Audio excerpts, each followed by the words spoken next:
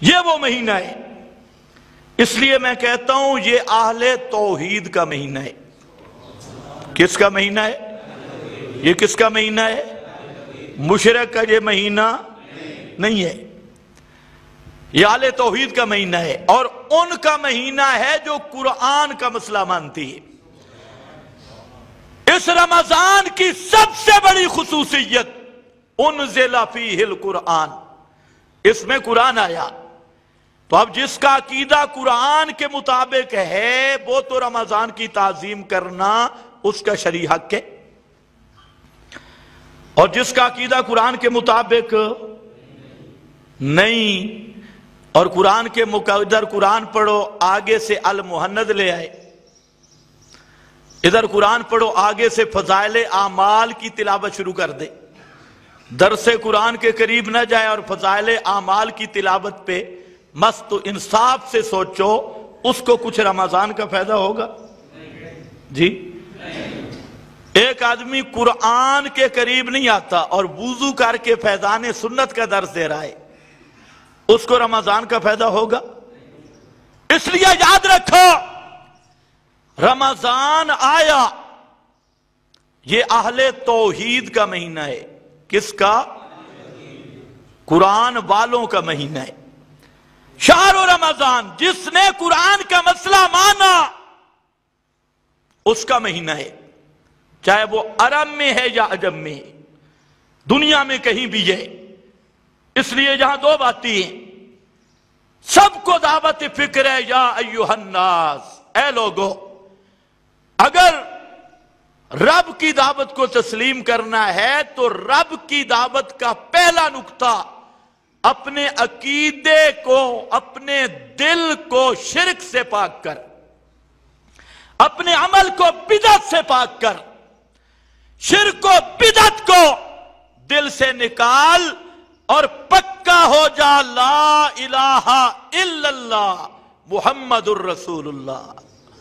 لا الہ الا اللہ محمد الرسول اللہ کا یہی معنی، شرک سے بھی لڑائی، مشرک سے بھی لڑائی، بدعت سے بھی لڑائی، بدعتی سے بھی لڑائی۔ جو آدمی یہ ان باتوں پہ قائم رہ جاتا ہے کہ لا الہ الا اللہ، رب کے سوا کوئی حاجت روا مشکل کشا ما فوق الاسباب سننے والا نہیں، اور محمد مصطفیٰ کے سوا کوئی مفترض الطاعت اور رہنما نہیں، ان دو نقطوں پہ جو جم جاتا ہے وہ قرآن مقدس کو اپنا نصاب سمجھ کے یہ نیت کرتا ہے کہ میں اپنی زندگی کا ہر موڑ پہ قرآن کو امام مانوں گا، قرآن مقدس کو اپنا رہنما مانوں گا، اور قرآن مقدس کے مطابق زندگی گزاروں گا۔ جو قرآن نے کہا کر وہ کروں گا، جو قرآن نے کہا نہ کر وہ نہیں کروں گا۔ جو قرآن کو امام مان لے، اپنا مرشد و رہنما مان لے، سارے رمضان کی برکتیں اس خوش نصیب کے لیے۔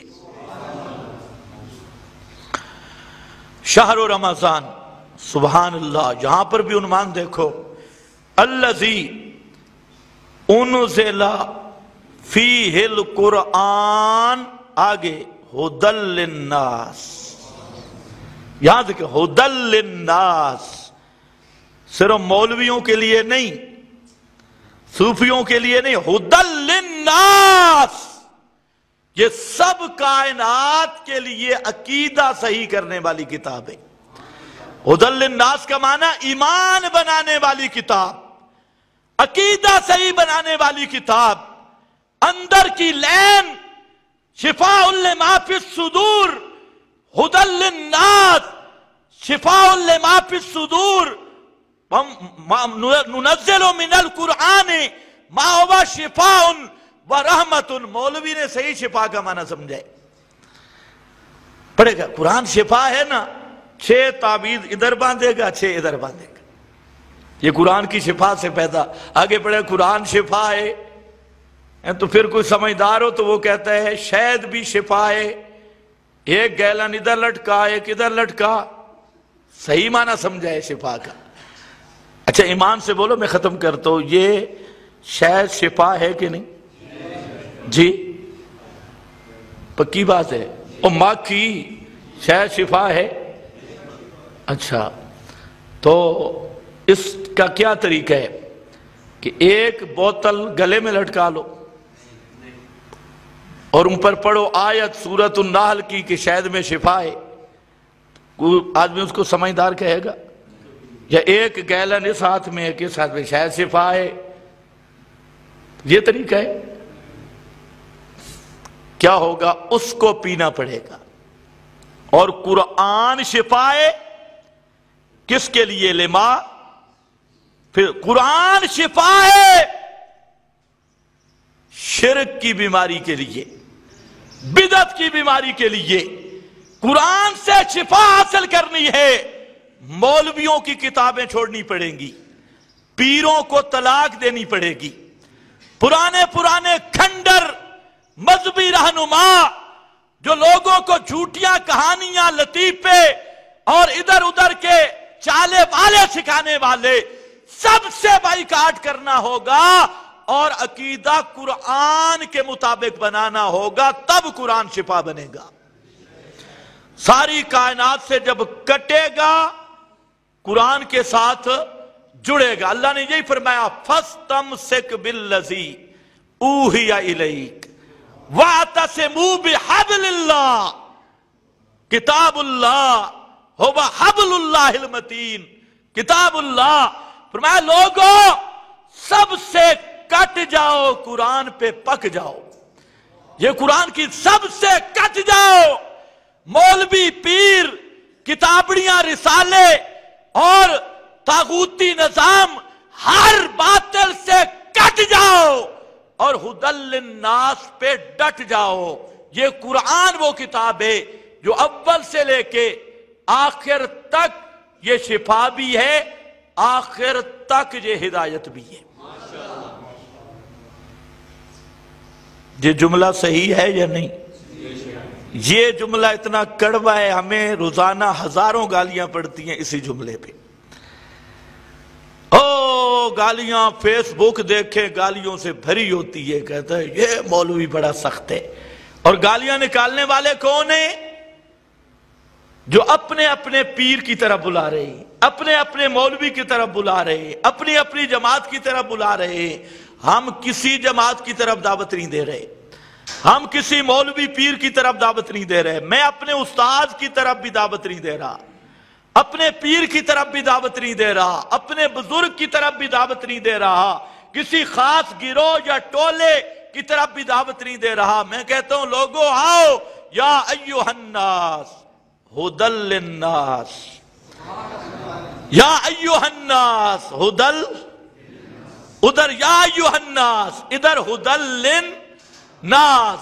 تو اس کائنات میں سب سے بڑا انقلاب آیا رمضان میں. کیوں آیا؟ کہ قرآن آیا. اب جو قرآن کو مانتا ہے اس پر رمضان کے حقوق ادا کرنا فرض ہے. رمضان کے حقوق ادا کرنا فرض ہے.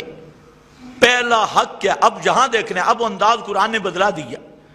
اب یا ایھا الناس نہیں کہا، اب فرمایا یا ایھا الذین آمنو، اے ایمان والو.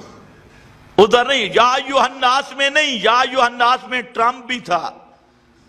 مودی دعوت سب کو ہے، لیکن جہاں ان کو نہیں کہا روزے رکھو، نہ، یہاں خاص یا ایھا الذین آمنو. آمنو دا معنی ماننے والو. آمنو کا کیا معنی؟ ماننے والو. ماننے والو اے وہ لوگو جو قرآن کو مان گئے ہو. یا ایھا الذین آمنو. آمنو کا یہ نہیں مانا کہ او پاکستان والو، او ہندوستان والو، او سعودیہ والو، نہیں. یا ایھا الذین آمنو، اے وہ لوگو جنہوں نے اس ہدی للناس کو سینے سے لگا لیا اور اس قرآن کو مان لیا. ان کے ساتھ بات ہے اب تمہارے لیے ضروری ہے کتب علیکم الصیام، تم پہ روزے فرض کیے گئے. کتب، یہ کوئی معمولی خطاب نہیں، یہ آپ لوگوں کو خطاب ہے. کتب علیکم الصیام. اچھا اس پر کوئی اجر بھی نہ ہوتا نا، روزے کا کوئی اجر بھی نہ ہوتا، تو جب اللہ نے فرما دیا یا ایھا الذین آمنوا کتب علیکم، تم پہ روزے فرض ہیں، تو کیا خیال ہے ایک نیکی بھی نہ ملتی لیکن روزے کی اہمیت اہل ایمان پھر بھی سمجھ لیتے، کیونکہ یہ آرڈر کس کا ہے؟ اللہ کا ہے۔ یہ آرڈر کس کا ہے؟ روزہ اس لیے رکھو کہ یہ میرے اللہ کا آرڈر ہے، بس۔ آپ کو یہ بات سمجھ نہیں آئی؟ آرڈر کس کا ہے؟ بس اللہ کا آرڈر ہے، کوئی معمولی آرڈر ہے، اور کتنا پیارا ہے، یا ایھا الذین آمنوا، او ایمان والو، کتب علیکم الصیام۔ اب اللہ کا یہ آرڈر سن کے بھی جو بدبخت روزہ نہیں رکھتا تو گویا عملاً وہ ثابت کر رہا ہے کہ میں یا ایھا الذین آمنوا کا فرد نہیں ہوں، اپنے عمل سے وہ ثابت کر رہا ہے۔ جو الذین آمنوا کا فرد ہے تو وہ اسی خطاب سے کبھی روزہ قضا نہیں کر سکتا۔ پھر ساتھ فرمایا یا ایھا الذین آمنوا کتب علیکم الصیام کما کتب۔ یہ کوئی نئی بات نہیں، ڈر نہ جاؤ، نہیں پچھلوں پہ بھی فرض ہوئے۔ کوئی پھر فرمایا ایام معدودہ، چند دن نے، چند دن نے حوصلہ بڑھایا جا رہا ہے کہ او ایمان والو روزہ رکھو۔ اور پھر اس آرڈر کے بعد سبحان اللہ حدیث پاک میں آتا ہے کہ ایک آدمی 70 سال عبادت کرتا ہے، اور ایک روایت میں 100 سال بھی ہے۔ 70 سال عبادت کی، وہ اللہ کی رحمت کے قریب قریب، کیونکہ ہر عبادت اللہ کے قریب کرتی ہے۔ 70 سال رات دن عبادت کی، اس نے اللہ کا قرب حاصل کیا۔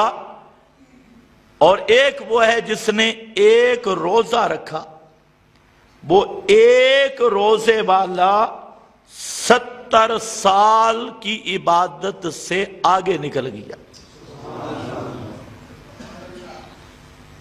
ایک آدمی پیدل سفر کرے، ایک ہوائی جہاز پہ کرے، تو پیدل والا کہاں پہنچے گا، ہوائی جہاز والا گھنٹے میں کہاں پہنچے گا؟ تو فرمایا روزہ وہ ہے 70 سال جہنم سے دور کر دیتا ہے اور رب کے قریب کرتا ہے۔ اس لیے روزہ رکھو اللہ کو راضی کرنے کے لیے، ہر گھر میں ایک اہتمام ہو۔